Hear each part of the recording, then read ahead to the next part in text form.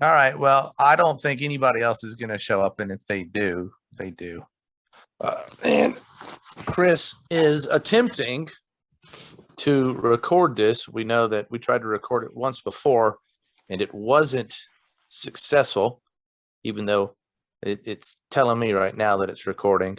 But we will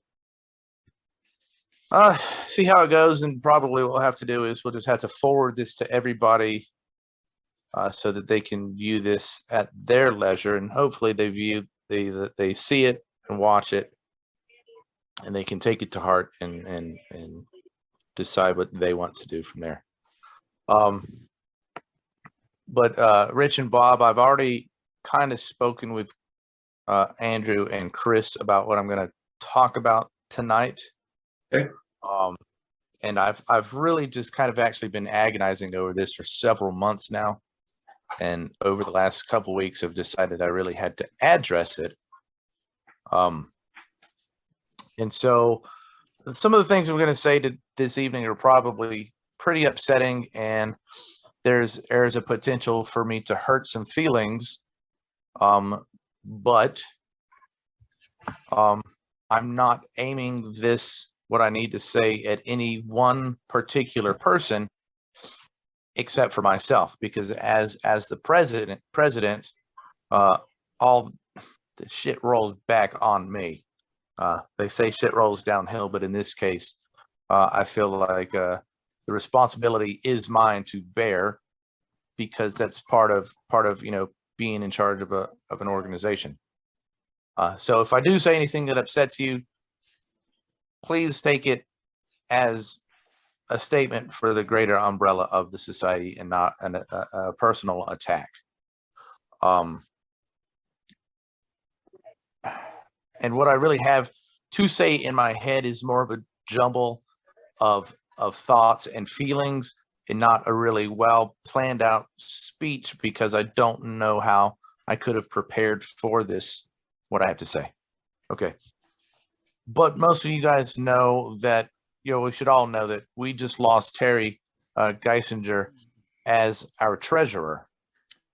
She had a family thing, an issue, and what she relayed to me was that she has had to take over a family business because of the death in the family, which has left her unable to fulfill her duties as treasurer. And before that, we had a Shamar Jones, who was the treasurer for a few months. And then before that, we had, Lord, I forget her name right now, but June. She was a treasurer for June. Thank you, June Alvarez. That's right. She was the treasurer for several years, and she did her job. As that's all I can say. She did her job until she didn't. But anyways, we do not have enough personnel to have a functioning society. We have a president, no vice president. Dr. Bob is our secretary. We have no treasurer, and we have a historian that I haven't spoke to since before I became the president. Now, I think our historian, it's Bonnie, I believe, right? Yep. Bonnie Dutton. Yep. Yep. She's pretty much aged out of being that. She's pretty much at retirement age. She's over 80. She's like 85 or something like that. That's right. So I can't really fault her for not being on a Zoom meeting or being on Facebook or the Messenger. And I should have reached out to her more. So like I said, this is something that I have failed to do. And for everyone else, I feel I have what I wanted to do when I initially took over was get the society back on track, because I've known Chris for a while now, longer than he was the president, and I knew that there were some issues with participation and being able to get things done. And what I wanted to do when I came in was to inspire everyone to want the society to excel. And I have not been able to do that. I think I said at the very first meeting, hey, I'm the president, but I'm not qualified for this job. And Andrew said, you are qualified, you are qualified. Whether I'm qualified or not qualified isn't the question that we're here to discuss today. But we need to discuss if the society has a future. We're it's a 114-year-old society, and we have just hanging on by the skins of our teeth. And I've told Chris before, hey, I promise my legacy is not going to be the guy that destroyed Clan Morrison society. And I don't want to be that guy. And I love the society, and I'm willing to put in the time and the effort to make it a successful entity, but I can't do it by myself. I can't be the president and the vice president and the treasurer. We have a great secretary, but I can't be the historian either. And so what I want to do, whether you're in the Zoom call tonight or whether you're watching this, a couple of evenings from now, I want you to look introspectively and find out why you're a part of the board, why you were a director, an executive council committee member, why you're a member at large, why you are on the advisory council. And I want you to ask yourself, are you on these positions? Are you still here because you really, really want the society to excel and survive another 114 years? Or are you here because you like the title, you like the pomp? And this is where I said I might rattle a few feathers or, hurt some feelings, and I'm not trying to do that. What I want to do is I want the society seats to be filled with people who are willing and capable and have a want for the society to be what it can be.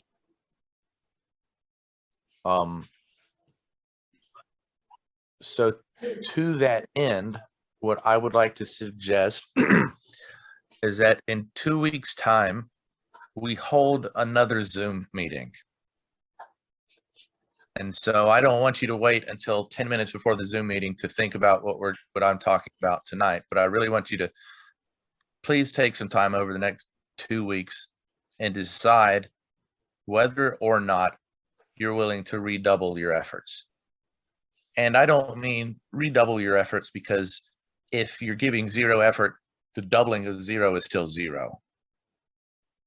What I want is for you to find out if you're willing to do the bare minimum for your job per the Constitution and double those efforts. Without everybody being willing to come together and turn this thing around, then in a month's time, I'm probably going to just say the society is defunct and we're all just sitting here wasting our time not doing anything. And that includes me. I said at the very beginning, all of this falls on me. And I feel like I haven't been able to inspire you to do what you need to do for the betterment of the society. And I do take that personally because, I am my own worst critic. So in 2 weeks' time, when we have the next meeting, if you can come to the meeting, I will take that as, yes, I want to be a part of this to make this successful. Yes, I can invest the time and have the time to do this. And if you're not here, I would like to take that as your resignation.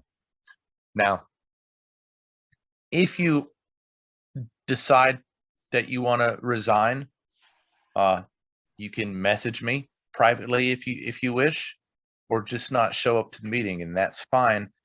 You have done your time to the society. You don't owe the society anything. You've already done everything that you needed to do to get the society to this point. I mean, I know a lot of you have been on here for probably close to a decade. I think I'm in my fourth, going on my fifth year as president now. I have to go back, but I think I became the president in 2019. So that would, going into my fourth year now, and the time has flown by. And we know we've had all these great ideas, and we've had numerous Zooms, and we've said we want to do this and we want to do that, and it never gets past what we want to. So one of the things that I think I said a little bit ago, is I don't want a bunch of people taking up spots on the society, executive council, and members at large, if all you're going to do is just be a seat taker. For the officers, I really want to find some people to fill those positions who are able to do the job. And I know it's easier said than done, because we keep hemorrhaging treasurers. We don't have a vice president. And we need a historian who can engage. So I want to go per the Constitution, look at the responsibilities for those jobs, and really say, this has to happen. You have to do this. But in order to do that, we have to find people to get in those spots, and that's hard. Now, addressing the members at large, we have several members at large, and historically, at least since I've been here, members at large are nothing but tiebreakers for votes. Now, we've had, votes where we had to vote on people, but we've never had more than one person running for a position at any time. So there's never really a need for a tiebreaker, but that's what the members at large have served mostly as. What I would like is, if you are going to intend to stay a member at large, I'm going to probably discuss it with Chris and Andrew and anybody else who will listen, probably Bob, since he is a executive committee member. I want to expand the duties of the members at large to include editing the newspaper. We have a volunteer, but the volunteer has said he doesn't want to be the only person to be generating content, and I don't blame him. It's a huge pain in the ass to have to be doing all of this work. So if you want to be a member at large, I'm going to ask you to actually do something other than vote. And so that will probably get changed in the Constitution. As far as the officers, the officers go, when we find people to fill those spots, if we find people to fill those spots, they will have to do their job. I can't allow people to sit in spots and not do anything, and then get to say, hey, guess what I am? I'm kind of a big deal. I'm not saying that anybody's doing that, but I'm saying that things have to change.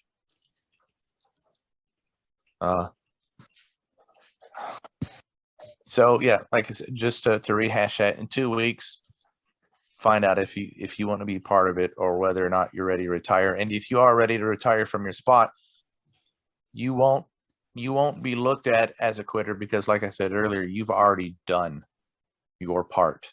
It's not your fault that somebody else hasn't stepped up to do your job after you've done your reasonable amount of time. In 2 weeks, if we have our meeting and nobody shows up, which I am prepared for that possibility that everybody says, you know what, screw it, we're just spinning our wheels, I'm wasting my time. I don't want to have to redouble my efforts. I'm not going to hold that against anybody. At that time, what I will have to do is look to see what the laws regarding nonprofit organizations are. I know per our Constitution, if we close the society down, then the bank accounts have to be closed and we stroke a check and it goes to wherever the society deems it necessary. But if nobody shows up and I'm the last person standing, I want to look into, instead of making me the president, making me the custodian of the society, meaning in some states, I'm not sure about Alabama because I haven't found the answer yet, that a 501c3 can remain open as long as one person remains custodian of that organization. And if everybody quits, I will volunteer to stay custodian. And then once a year, I'll stroke a check to a charitable organization. And since we have close to $40,000, I could probably make that money stretch. The society can probably extend itself just in name for another 20 or 30 years. So that's pretty much in a nutshell what I have to say. I keep talking, I'm just going to keep saying everything twice. And I don't want to kick a proverbial dead horse. So if you guys have any feedback or contributions to make, please do so. So while people are thinking about it, and I'm not a member of the board, but I will just say I thank you for all the work you put in, and I'm extremely sorry and disappointed that it has been as frustrating as it has, and that you've had as little support as you have. And that obviously has to change. And you seem to have thought a lot about this, and I commend you for that and for the work you've already put in. And it's not on you that just because it happens to be during your tenure president that we've reached this situation. And some of that has to do with big movements in the way that societies work and fund themselves and operate that are not peculiar to the Clan Morrison Society of North America, but have to do with the way that all clan societies work. Nevertheless, other clan societies have flourished during this period. Some of them have. And they have a number of people who are fully engaged. I mean, I've been invited to participate in the annual meeting of one or two of them.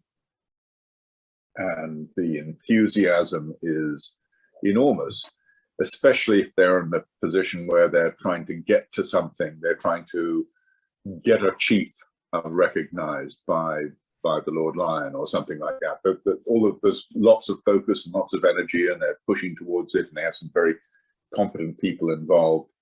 But they don't have anything like the potential membership that we do.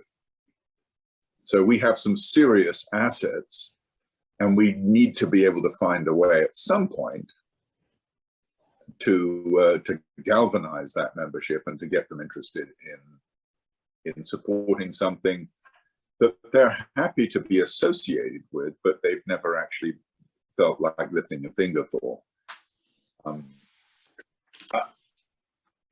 When it comes to the newsletter, just to answer that particular issue, I've got plenty of content, and I think I've mentioned this before, but I don't know who to send it to, and I don't know what to do with it particularly. But I mean, I'm writing articles all the time for the Costco newsletter. for now the Grandfather Mountain Highland Games newsletter. You know, I've got plenty of stuff I can throw in if we have such a thing as a newsletter, and content isn't a problem. And I think we, you know, if we have I don't know whether it's the job of historian or simply a newsletter, but whoever is there to do something like that, I don't have the skills to edit it, put it together and make it work and send it out, but I'd be very happy to make sure that there's more than enough content for people to put out on a regular basis. I would say that if we have if we have an active historian that has any archives of our history, there's a lot of content in that history that can also be brought forward to a new newsletter to share, at least to give context for the history of the society. So yeah, I think the lack of a newsletter is just simply because we lack the manpower, or we have lacked the manpower for long enough that we haven't been able to swing it. So, and I know Bob in South Carolina, North Carolina, wanted or had volunteered, but he just, his health wise wasn't able to swing it. And so we just haven't had someone, and I think losing that connection to the society has been detrimental in keeping people interested. If nothing's coming out on a regular basis, then I think that's why we've kind of lost touch with the society members themselves. People don't feel engaged. It's natural if you're not engaged, if you're not being engaged with. I mean, there are people. I don't think it needs to be a historian who has been on the board for however long and is now to do anything. I think it should be possible for us to find somebody who can edit a newsletter, and whether they go on the board or not is another issue. But and we certainly don't need to call them the historian if they do that. We just need to be called editor of the newsletter. I mean, I have a cousin who is who has been in the advertising industry all his life, and he's put together. Sorry, quick for a local. I'm sorry. time. I just want to let everybody know time's about to drop. And We have 8 minutes. we've Okay. got, We got the second one, right? yeah, the second link's there. I'll paste the ID and password for you, Andrew. Okay, But thanks. it's about to stop in a second, in a minute or so. So Okay. just be ready. Well, Yeah, and my cousin, who's also young Chief Alistair's cousin, does newsletters already for something else. I mean, you know, I haven't spoken to him about this, but he's someone who could do this, has the skills to do this if he's interested, and I'd be happy to approach him about that. I think the as important as the newsletter is, having a treasurer is probably the single most important position that we haven't currently filled.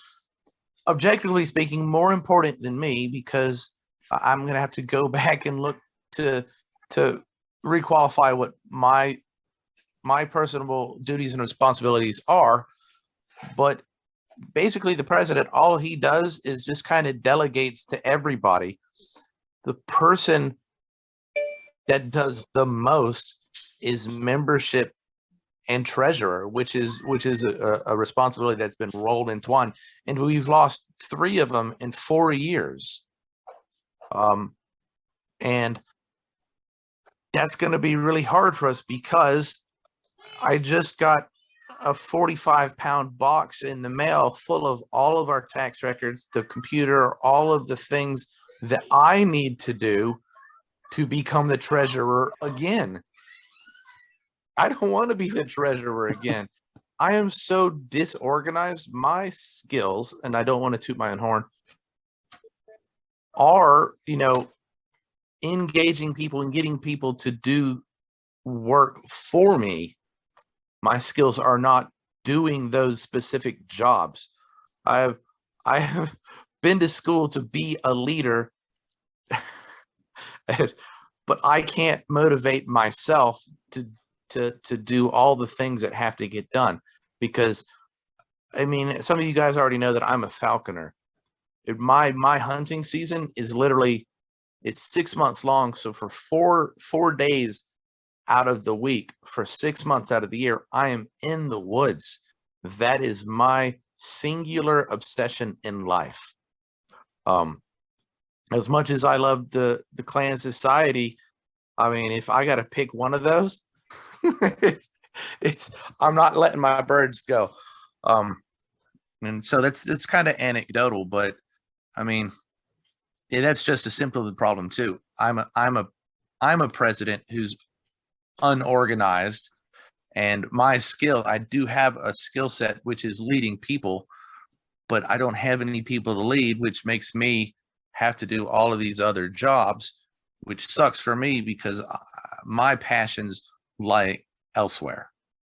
And so that makes me putting a lot of jobs off. And since I've gotten this box, I've received two emails letting me know that 2 people have paid for online memberships, and I still haven't gotten the box open to look at the new system that our last treasurer has created, so that I could figure out what I have to do to acknowledge these people. And I talked with Chris 2 months ago when I started getting the material that I was going to write a letter from the president for the news article. But that all basically came crumbling down when our treasurer had to resign, because I said, you know what? What's the point? What's the point in even trying to do a newsletter if 2 months down the road, I'm just going to be like, throw my hands up and say, I tried. So,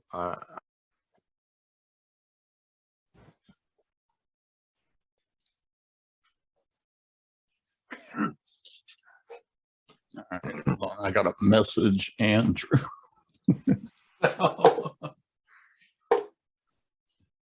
right, it says it's converting the recording, so it may be recording. It let me know that it started recording. It gave me a verbal indication. I got an indication when I signed on that it was being recorded. So yeah, it's done that before, and there was no recording afterwards. So it asked me if I wanted to exit because it was being recorded. Yeah, like I said, it's asked stuff like that before. Yeah. And there was no recording when it was over. So I don't know. We're just going to gamble. Like it told me, oh, something's wrong with your speakers. So there's not going to be any audio. We'll see. Until it finishes converting, there's no way for me to test it, check it, anything. There's no tools for that. I really hope that's recording, because I don't want to have to do this terrible meeting a second time. Dude, you can do standalone just with a webcam, not on a meeting, and I can put that on YouTube. Hey, I've never been a member of the board. I was working to be a convener, and I kind of was in places where I'd either tag along with Chris or he'd drag me along, one of the two. Like when he got the action to create a Facebook page, it's like, hey, you want to help me? It's like, well, okay. So, and I've never voted on anything because, I'm not in a position to vote. I might offer an opinion from a time or two, but then I've been messed up with illness for the last dozen years. And the last time I saw Chris at the Stone Mountain Highland Games, I was leaving because I was just about in a deep panic attack because my feet and shins and everything had gone numb. And it's like, oh my God, I don't know if I'm going to make it home. So I've recovered, like I was saying earlier, but my wife had a heart attack in December, and I'm not in any kind of position to help out. I wish I could. I enjoy all the games I've been to, and I love the history of my Morrisons. And when I got started on this, it was from doing a Y-DNA test in North Carolina, South Carolina, whatever. Bob was my cousin. Yep. And that's how I ended up at the Stone Mountain Highland Games, and just kind of grew from there. And I never Well, thing knew is, where my Morrisons would fit in anywhere until the DNA test finally connected me to the Gabriel Morrisons in Pennsylvania in the Lamb book. So, you know, I love the fact that I'm not just hanging out there with the second great grandfather who came from Ireland and landed in Delaware, and who knows where the hell he came from before that, that I made some progress with Y-DNA, not to, I guess I keep saying I got to look over the brick wall, but I didn't break it down. So, I mean, I wish I could help, but I'm not in any position to do that today. well, I understand. And the thing is, we don't necessarily need outside going out to do stuff help. Some of the stuff we need is sitting right at a computer Yeah, and just being interactive. Like, even when I was chairman, I would send out an email to the board and get responses from the advisory committee. But the board, it's the elected board itself, I would receive absolutely no response from. And that was just, that was a major factor in my resignation. I'm Yeah. sorry, screw it. If nobody's going to respond, I don't know what I'm doing. You know, Art Yeah, was I in a bad understand you. position. So I'm just like, I went from convening to all of a sudden you're in charge. I'm like, I don't know what to do. Well, yeah, I know at times you'd say, hey, Rich, would you like to be my nominating committee? Yeah. Okay. Okay, I'm game, but then I never had to really do anything because nobody, so I became involved with Clan Morrison months, less than a year before I became the president. That tells you anything. But in 2003 was when I bought my first Morrison kilt, and it was an obsession. Part of that obsession, I deeply study traditional civilian Highland dress from the Victorian and Edwardian periods. So part of my obsession is dress code and dinner etiquette. So that's my wheelhouse. That's what I'm good at. And I've been going to Stone Mountain for like 15 or 16 years now, and I've known Chris for a long time. It seems like it's got to be close to a decade now. And it went from me really just bugging the shit out of him on Messenger, just asking him questions. And I know there had been times when he's like, I've told you this 100 times. And I know, because I've probably got 200,000 messages in my Messenger back and forth between the two of them, where I'm just asking the same 4 questions. I do have a passion for this, but it's just not enough. Just having a passion isn't enough. You have to have your support system. And to that end, Andrew, if this whole thing goes tits up, I would like to let you and Alistair know that I would like to continue supporting the two of you in any capacity that I can. You know, and that's not to say make me a member of Clan Proper. I don't expect that. But I do have that passion. I want to see. I don't know. All of this is part of my passion, and this is just one facet of it. And I'd hate for this to go away because I couldn't make something more of it. I understand that, Michael, and I appreciate it. And if this is, if the society is failing, it is not on your, and don't feel it is. It's, you haven't had the support. You've thrown in enthusiasm, you've thrown in ideas, but you've been swimming upstream, and we clearly need to do more than come up with ideas. My skill set, since you talked about yours, my skill set is often coming up with ideas, but I'm not the person who's necessarily in the position to go up and I have connections, you know, and so I help Scottish Heritage USA and the Standing Council of Scottish Chiefs by putting them together, because I'm, you know, if you're on both boards, then you can kind of help them out a little bit where you see it, an opportunity for a connection. But yeah, I really still feel that there are people out there in the Facebook world or that are amongst our friends and acquaintances who could do most of the tasks we want. I don't have a candidate for treasurer. I completely understand that, how important that is. But everything else I think we can do. And if we can find a treasurer, maybe we should just be advertising on the Facebook pages and seeing whether there's somebody who'll come forward again. We don't, if we're getting it within our existing group, that's for certain. We need to widen our net. Yeah, we've always, all of our discussions come back saying we need to recruit people. The problem we've had is it ends up falling to one person to do it, who's like, a lot of the board members were in the past were retired. They had a lot of time. A lot of the board members now, the active board members now, we're not retired. We've got to go to work all day, and we've got to come home and take care of stuff and then fit this in where we can. We need all the board to be active in recruiting to a degree, to at least some degree. Our participation at games has plummeted. The people that were running the tents have mostly aged out.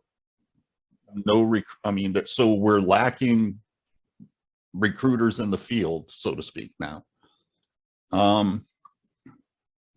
We need active assistance recruiting, because like not long ago Stone Mountain was in October. In July I posted and bumped the post up a couple of times looking for someone to host Stone for me for last year. You get a maybe, get 1-2 months later, oh, I would have done it. Well, you know, we can't, we're not finding people willing to step up. They're out there, I'm sure, but whatever we're doing to find them, which is pretty much limited to posting on Facebook now, it's not working. So we need more people that have face-to-face connections with people to, you know, with other members, talk with them. Other than that, it's just, yep, we need to recruit. And then the chairman all he can do is really post on Facebook, and that's it. And we get no responses. Oh. The responses we get are, I would, except for, or, but, and that's all we get, if that. So one of the things that was in my head was that if, let's say, we decide to, you know, can the society, because we're kind of in a world, you know, we're past, as a society, we're past the point of having to meet face to face as a society. Everything that we can do can be done online, Facebook for the most part, until Facebook, you know, that goes away, and, you know, at some point it probably will. If the society just vanishes, there's no reason why we can't continue to have an online presence as Clan Morrison Society of North America on Facebook, on the internet, where we have a custodian who's willing to at least watch over the website and the Facebook page until a time where somebody says, hey, you know what? What's going on with the society? You know, what can I do? How can I help it? I just don't, I'm really hesitant to, you know, put the nail in the coffin. I mean, if we have to stop functioning because there's nothing that we can do, maybe we can just press pause until someone can say, you know what, hey, I'm willing to help. Me and my wife and my kids. We'll do everything that we need to do. Or, you know, somebody can step up, but that would require us as a society at least having a custodian who can watch it until someone is able to take over and, you know, is able to rebuild a society from ground up at that point. Before we go that far, we ought to look at some other ideas on engagement and within the officer level. Like if you look in the chat window, there's an article Costco put up. One of the main things they suggest is monthly or quarterly meetings. We've posted, yeah, we're going to do this every month, then we don't. So we're not engaging the board enough in some ways. We're expecting them to come on Facebook. That's not working. So we've got, I mean, we should try at least something else. I'm good with, I know we wanted to do, we started doing monthly meetings, and that probably lasted about a year, the Zoom, and it was the same 10 people every time. We did like 3. Okay, 3. Whatever it was. We did Zoom meetings and it was the same people. Well, part of that's once again our engagement, how we're engaging, how we're letting them know. Up to the point June resigned, all email addresses of active members were on a Yahoo group. We can blast out through that. I don't think anyone's updated it since June stepped down.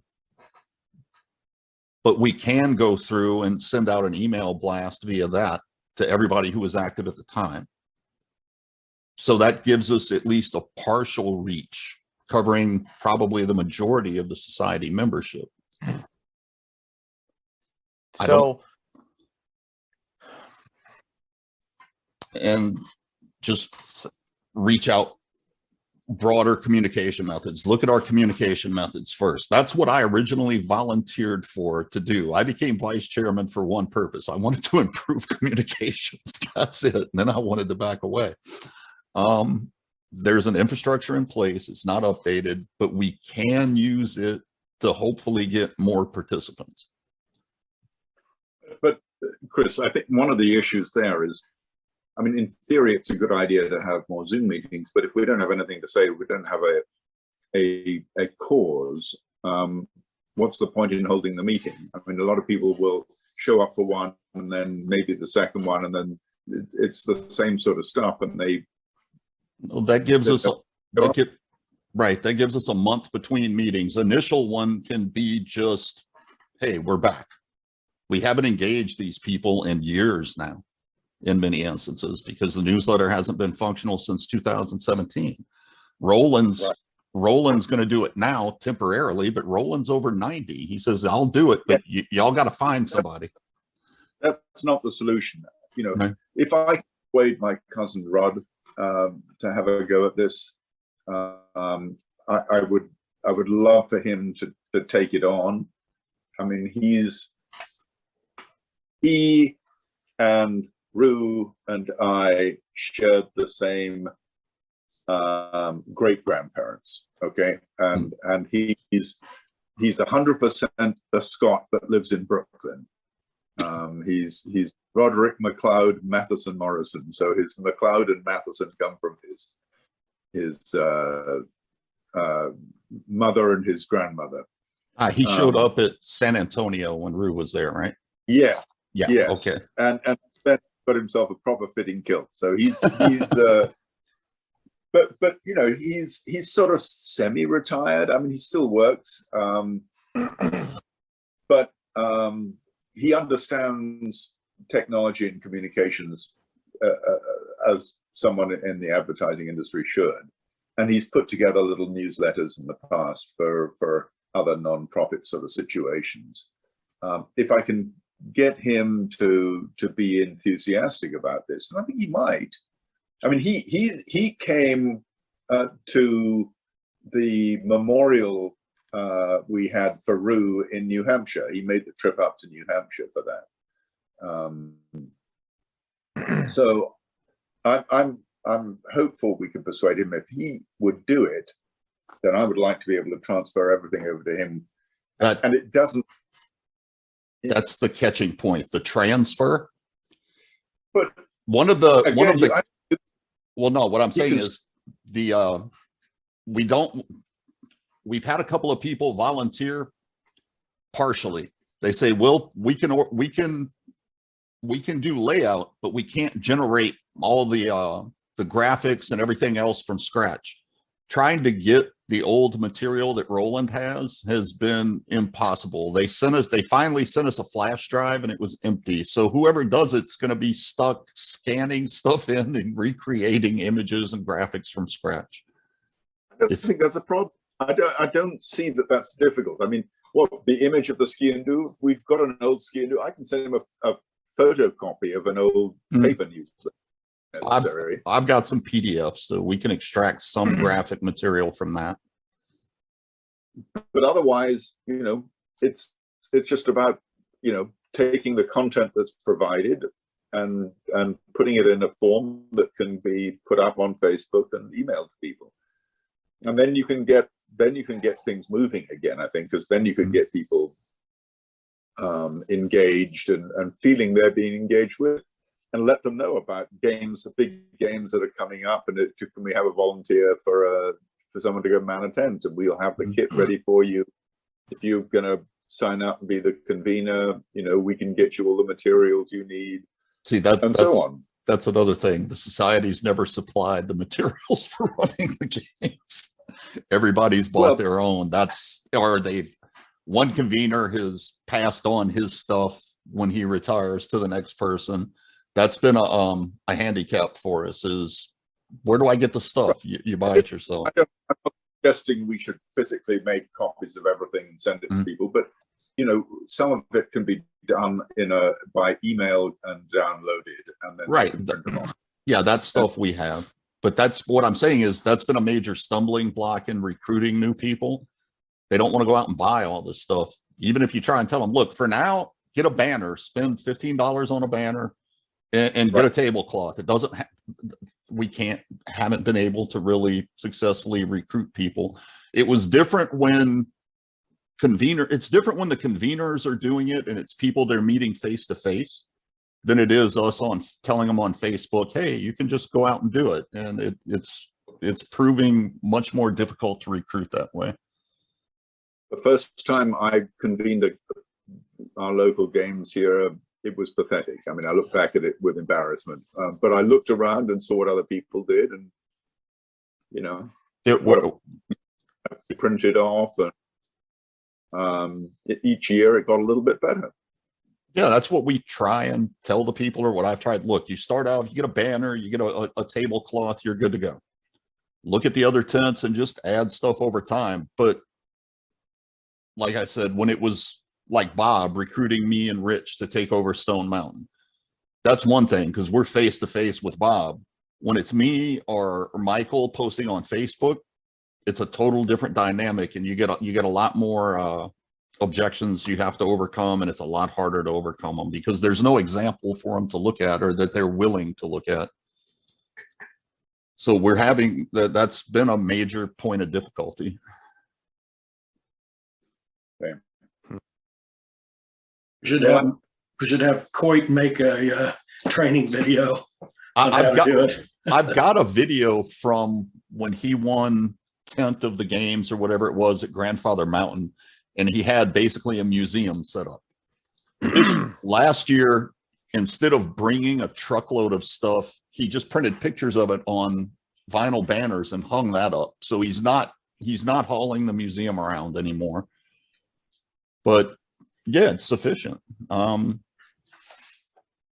it's just We been, should have, maybe at the top of the Facebook page, we can have a little link that says, do you want to be a convener at Highland Games? You know, let's see if we can help you out. Here's some tips. Here are some materials. Here are some downloads, or reach out to whoever it is who can send you more. Mhm. We're looking for volunteers all the time. And find out from us if your local games already has a convener. we don't know anymore. That's a problem. Right, but that should be a place that we can get to.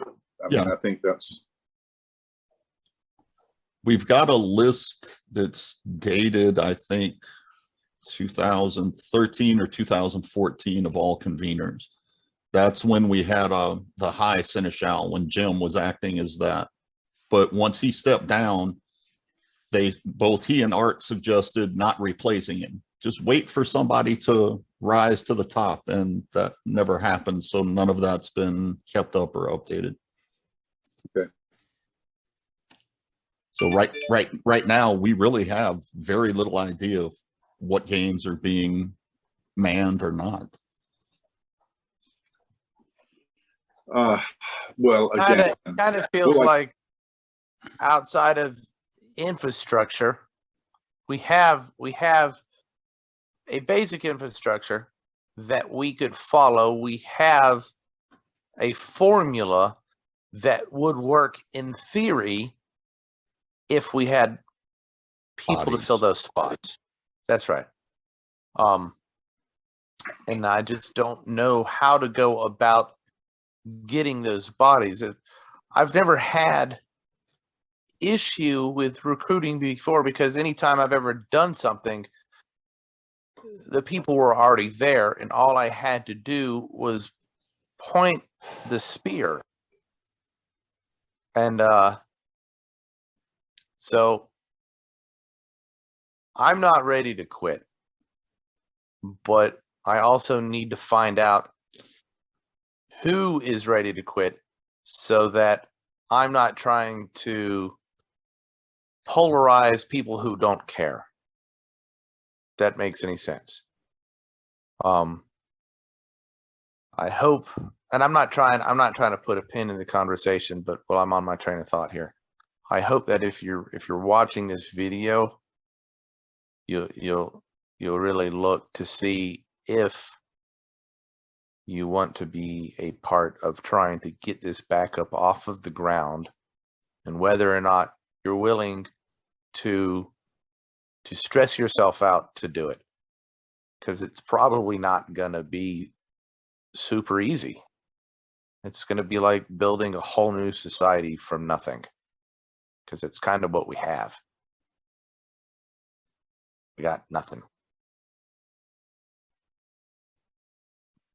I don't want the meeting to keep going, because we're going to get into the, we have great ideas thing that we always do, which is, here's what we need to do, and here's what we need to do, and here's what we need to do. That's not bad, but unless you have the manpower or a willingness to want to do that, you can't do those things. So I think probably the first thing that we need to do is find out what kind of support system we have. And like I said, I want to do another meeting in 2 weeks. Hopefully you'll be there.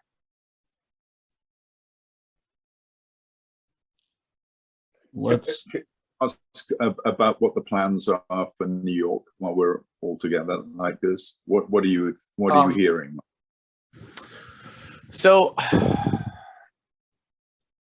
there is a group from West Virginia, from Virginia, that is going. They go, it's not their first time. They've gone several times, is what has been communicated with me. Because I'm not looking at the hotel, my reservations in front of me, but I do have reservations for a hotel at Grand Central. I can't think of it right now. but there is an Irish pub restaurant downstairs that I have reached out to. I'm waiting for them to get back up with me that they do have conference rooms that they will serve.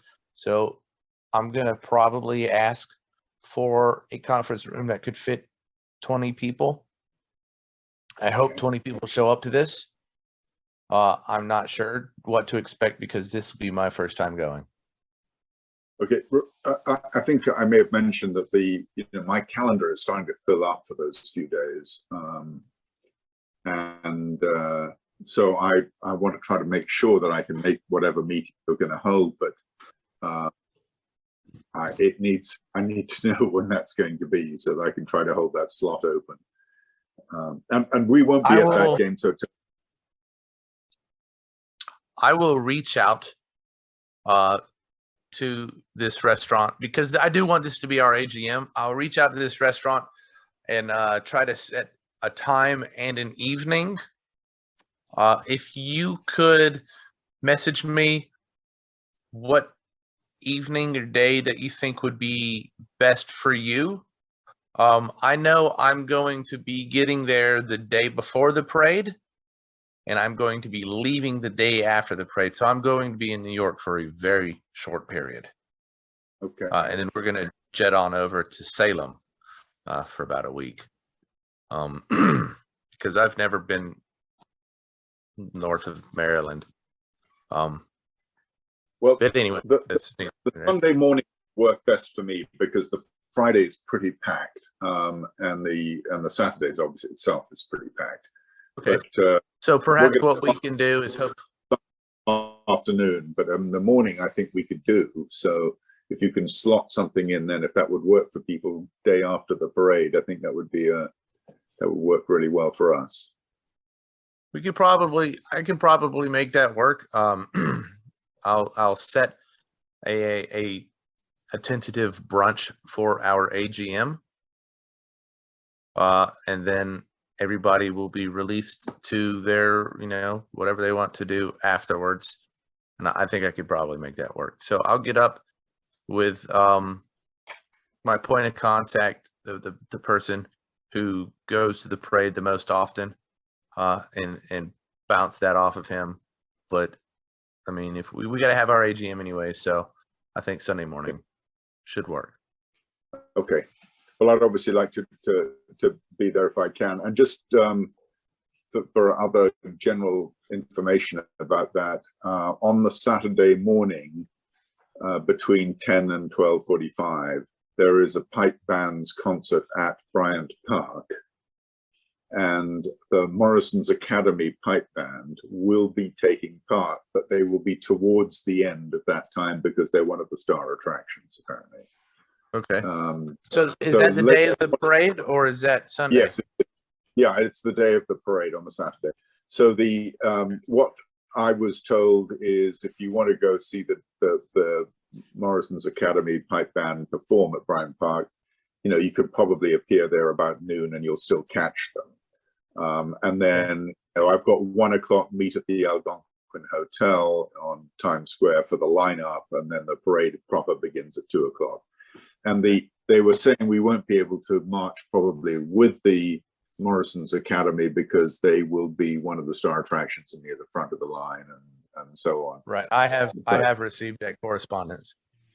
Right. So we'll probably with the other clans, but that's that can be fun too, and it'd be nice if we've got a few people there. And I know Donald McLaren of the Standing Council, the convener, is going to be there with his clan. And there'll be a few other, people with their clans there. And I think that should be fun. I'm looking forward to it. I did the parade once before. I can't remember when, about 6-7 years ago or something like that. And it was a blast. I mean, it was just a lot of fun. I'm excited. I'm excited to be going because it's not often that I get to dress up in a full day wear or evening wear for that matter in South Alabama. These I'm super excited because I just bought like 6 sporrans I won a bid on eBay, and I've got a really nice collection going on right now. So I'm excited to we just have be able to borrow show it one. off. Well, Yeah. I'm going to be, the reason I'm not going to be staying at the hotel you were mentioning. I'm going to be staying at the University Club, and the Lord Lion will be staying there too. So Joe Morrow is coming up for this, and so if you wanted to see him, he's also giving a talk at the New York Genealogical Society on the Friday afternoon at about 2:00, I think. Ooh, So there's events all the time. 2 But o'clock. that- Damn, I'll be in an airplane at about then. But Okay, About 2:00 on. if it were just me, I could probably spend 3 or 4 days going to all of those meetings, but I'll have my wife with me. She's not as enthusiastic about this lifestyle as I am. like 5-minute warning roughly. All right. Well, gentlemen, I've kind of, I guess, poured my heart out to the society. Ladies and gentlemen, please give it some thought. Like I said, nobody's going to fault you for stepping away after you've already done your job for so long. It's not your fault that we haven't been able to find a replacement for you. But if you're willing to help us reinvigorate the society, we could really use it. So, all right. Thank you guys so much. Thank you.